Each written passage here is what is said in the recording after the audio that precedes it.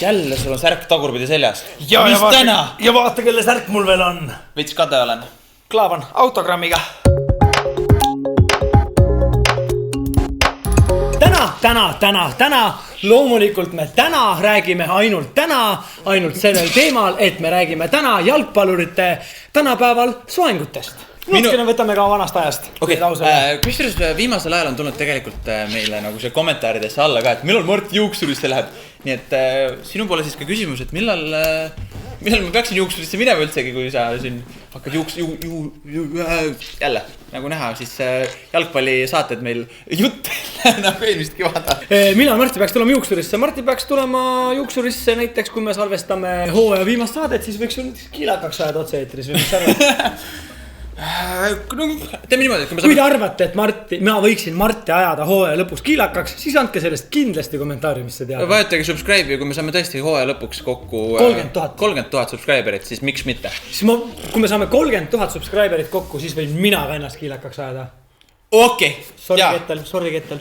Meil on väike võlg eelmisest nädalast. Jaa, meil on eelmisest nädalast võlg, kelle poolt siis inimesed pöialt hoiavad MM-il vastanute vahel välja kast Coca-Colat, nii et ma võtan siit lahti kommentaariumi. Ütlen kohe ära selle, et see, kes kirjutas alla, et hoiab pöialt Ronaldole või Portugalile või Hala Madrid, et ei kindlasti ei võida. Ma olen Barcelona fänn. Nii, aga ma hakkan scrollima ja sinna, kus siis seisma jääb, siis tema on meil võitja. Nii. Ei vaata. Nii, jaa. Nii. Stop. Ise Ronaldo fänn ei ole.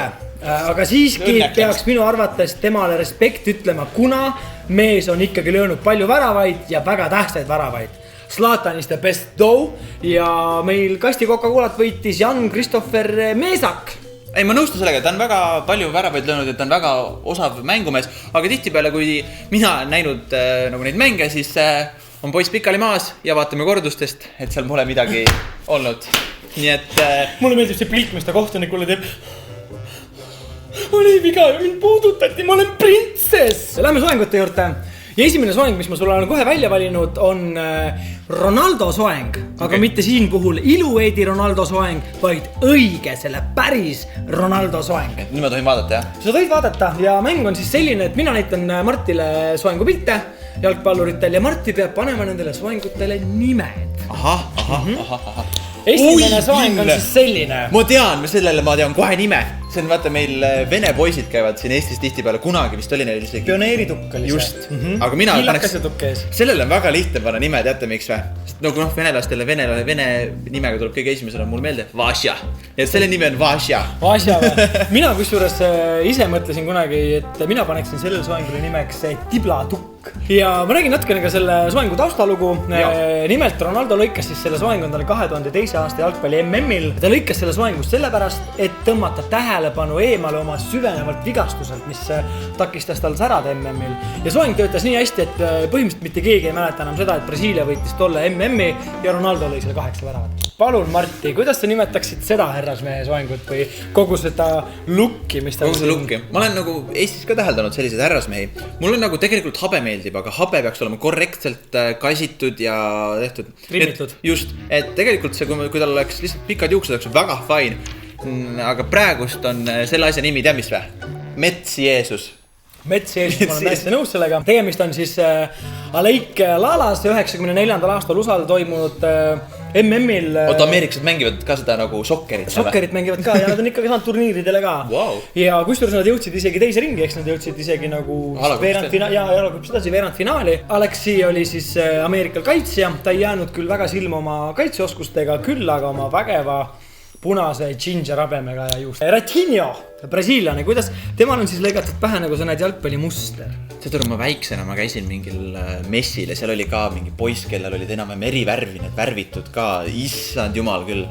Tahaks oksendada lihtsalt suuri jälle neelata ja uuesti oksendada jälle neelata. Täpselt saad aru, oh my god. Kui ma niimoodi vaatan, seda natukene meenutab mulle sellest Avengersi filmist seda Visionit. Tal on ju täpselt samamoodi, et ta keha oli ka niisugused asju täis. Ja.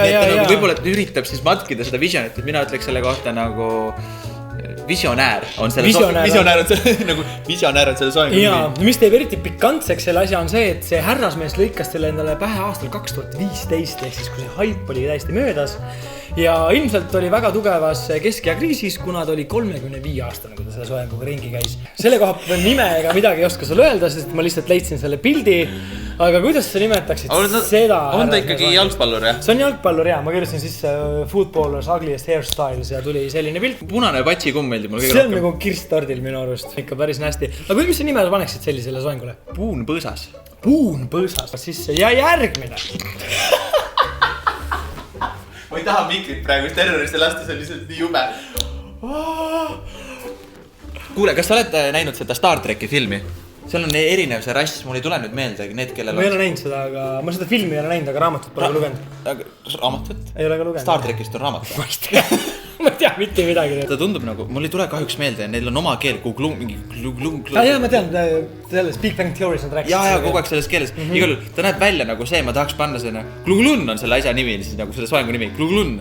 Tegemist on siis Portugali mängumehega, kunagine mängis isegi koos David Beckhamiga ja temaga nüüd on kahjuks nagu selline lugu, et tema jäi rohkem ikkagi silma oma soengutega kui mänguoskusega. See sellest soengust. Kuule, see läheb tagasi sinna hetkesse, kui ma tutvustasin sulle neid stiile. Ja kes oligi, vaata peamütsike, et tal on ka sellepärast, et ta on ilmselt pikk mees väki või? Võib-olla tõesti, ma ei ole pikk mees, tal lihtsalt oli see, et kogu aeg oli pead ära. Vastu värava latti, vaata seda ristlatti oli kogu aeg pea ära, nii pikk mees lihtsalt panin tal tutikese pähe. See kõlab väga hästi punamütsike.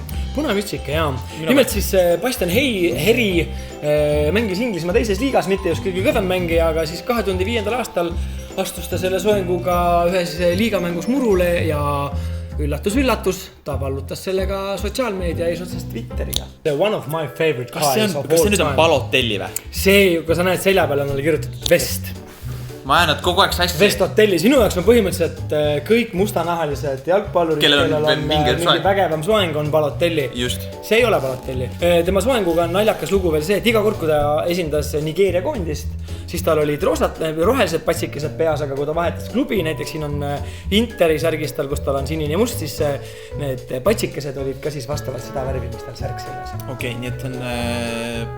Mina ütleks, vaata, kuna ta eest vaatate, siis tal on natuke niisugune Halo pea kohal nagu mingi Pats-Sarvik Halo, aga ma ei suuda välja mõelda sellist nagu vahvat nime. Pats-Sarvik on vist kõige parem. Pats-Sarvik või? No vaata sellist meest. Võt, see on nagu tuus, sest et see on nagu filmist välja võetud. Mulle, kusjuures see nagu näeb nagu cool välja, ma kujutaksin ette, et võib-olla kunagi tulevikus inimesed, elu läheb järjest igavamaks, ütleme, oleme ausad. Sul tuleb, nagu söök tuleb kergemini kätte, sa peab pingutama, naised on ka niisugune, ja okei, me sinna ei lähe, aga ka lihtsalt kätte saadavad swipe'id lihtsalt paremale ja tulevad. See on alati PA soeng olnud. Nii et see on minu wannabe barakkus, noh. Wannabe barakkus. Mina kusjuures paneksin sellele isegi nimeks murust maandumisrada. Aga nüüd pead sa valima ühe soengu, mis sa laseksid nendest endale teha. Mis soengu, võta endale seda üpärale lähemale, mis soengu sa laseksid endale teha? Oleme ausad. Ma tahaks olla nii vinge vees, kui ma suudaks sellise nagu välja kanda selle nüüd siin. Sa tahaksid siis see olla? Jaa. Võiks olla jah, see väikene rohututikestest maandumisrada. Kas ma vaatan, kunas salongis aeg on, et saan sind lõikama, et teeme sulle selle rohelise maandumisraja ära? No aga vaatame, kui me selle 30 000 subscriberit täistame, siis võib-olla peab tegema seda. 30 000 subscriberi eest me müüme kas või oma hinge maha, ma ütlen selle kohe ära. Ei, kui me nüüd nagu aasta pärast samal ajal vaatame seda tagasi ja siis on täis, siis me seda ei tee. Aga nagu see nagu juhtub siin järgnevate nädala jooksul, siis võib-olla. Kui jaanipäevaks on 30 000 täis. Jah, teeme jaanipäev on tõesti. Kui jaanipäevaks on 30 000 subscriberit täis, siis me teeme oma juustega seda, mida teie meile ütlete. Ja sina, kes sa nüüd vaatasid meie saadet ja märkasid neid tohutult koledaid soenguid, mine vutt minu Instagrami, Lauri Pedaja on minu Instagrami kasutaja nimi, ma olen pannud sinna üles selle sama galerii ja vali sealt välja enda arust kõige koledam soeng. Kommenteeris alla kommentaariumisse ja kõikide vastanute vahel loosime välja loomulikult mida? Kasti Coca-Colat. Kasti Coca-Colat, saad ise valida, kas siiro või tavaline. Nii et meil ei ole siin ju muud mitte midagi rohkem telefon on, ma lähen kommenteerin. Kui ainult subscribe'i, like'i. Swipe'i tšikke ka, kui vaja on kuskil. Ja kommenteeri. Näeme teiega juba neljapäeval. Tšau, olge nunnud. Niiviisi. Aga ma võiks sulle lõigata küll mingisuguse revedus ausalt öeldes.